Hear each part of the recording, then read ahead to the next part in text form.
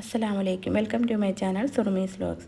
അപ്പം ഞാൻ ഇന്ന് യൂട്യൂബിലൊക്കെ വൈറലായിട്ടുള്ള ഫിഷ് ഫ്രൈയുടെ റെസിപ്പിയാണ് കാണിക്കുന്നത്. അപ്പോൾ അയിലയാണ് എടുത്തേക്കുന്നത്. നന്നായിട്ട് കഴുകിയിട്ട് വരഞ്ഞ് വെച്ചിട്ടുണ്ട്. പിന്നെ എടുത്തിട്ടുള്ള ചെറിയ ഉള്ളിയും വെളുത്തുള്ളിയും കറിവേപ്പിലയും. അപ്പോൾ ഒരു ഫ്രൈ പാൻ എടുത്തിട്ട് ഇത് ഗ്യാസ് നമ്മൾ കത്തിക്കണ്ട. ഇപ്പോൾ ഫസ്റ്റ് നമ്മൾ ഫ്രൈ പാനിലേക്ക് വെളിച്ചെണ്ണയാണ് ഒഴിച്ചു കൊടുക്കുന്നത്. പിന്നെ അതിനകത്തേക്ക് മഞ്ഞൾപ്പൊടിയും മുളക് പൊടിയും കുരുമുളക് പൊടിയും ചേർത്ത് കൊടുക്കാം. പൊടികൾ ഇട്ടതിന് ശേഷം ഗ്യാസ് കത്തിക്കാൻ പാടുള്ളൂ, അല്ലെങ്കിൽ പൊടിയൊക്കെ പെട്ടെന്ന് തന്നെ കരിഞ്ഞു പോകും.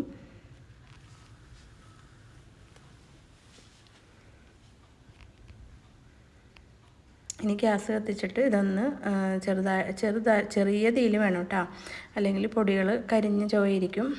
ഇതൊന്ന് ചൂടാക്കി കൊടുക്കാം.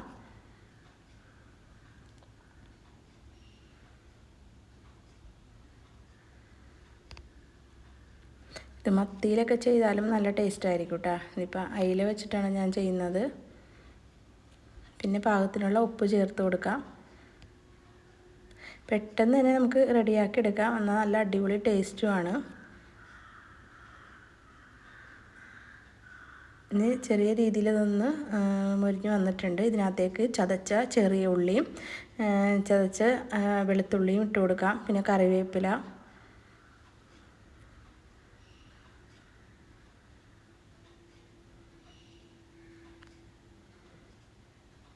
ഇനി ഇതെല്ലാം കൂടി നന്നായിട്ടൊന്ന് മിക്സ് ചെയ്തിട്ട് ചെറിയ രീതിക്ക് ഇതൊന്ന് വഴറ്റിയെടുക്കാം.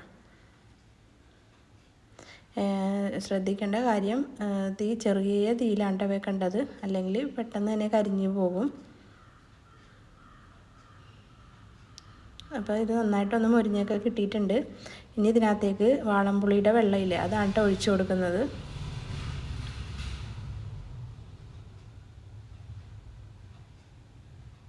നന്നായിട്ടൊന്ന് മിക്സ് ചെയ്ത് കൊടുക്കാം.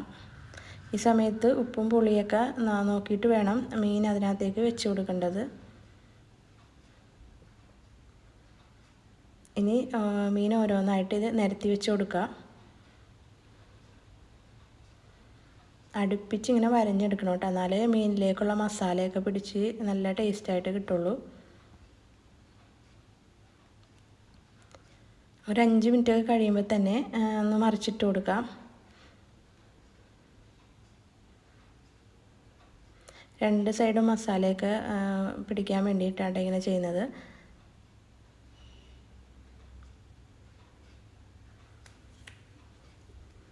അങ്ങനെ തിരിച്ചും മറിച്ചും റെഡിയാക്കി എടുക്കാം കേട്ടോ. അതിലാകുമ്പോൾ പെട്ടെന്ന് തന്നെ വെന്ത് കിട്ടുകയും ചെയ്യും. പിന്നെ വെള്ളമൊക്കെ വറ്റിയിട്ട് ആ മസാലയൊക്കെ മീനിൽ പിടിച്ചിട്ട് നല്ല അടിപൊളി ടേസ്റ്റ് ആയിരിക്കും കേട്ടോ. അപ്പോൾ എല്ലാവരും ഇങ്ങനെ ഒന്ന് ഉണ്ടാക്കി നോക്കണം കേട്ടോ. ചോറിന് വേറെ ഒരു കറിയും വേണ്ട, ഇത് മാത്രം മതി നമുക്ക് കഴിക്കാനായിട്ട്. അപ്പോൾ പിന്നെ പെട്ടെന്ന് തന്നെ ഉണ്ടാക്കിയെടുക്കുകയും ചെയ്യാം. അപ്പോൾ എല്ലാവരും ട്രൈ ചെയ്തിട്ട് ഫീഡ്ബാക്ക് കമൻറ്റിലൂടെ അറിയിക്കുക. ഇനി പുതിയൊരു വീഡിയോ ആയിട്ട് വരുന്നവരെ എല്ലാവർക്കും അസ്സലാമു അലൈക്കും.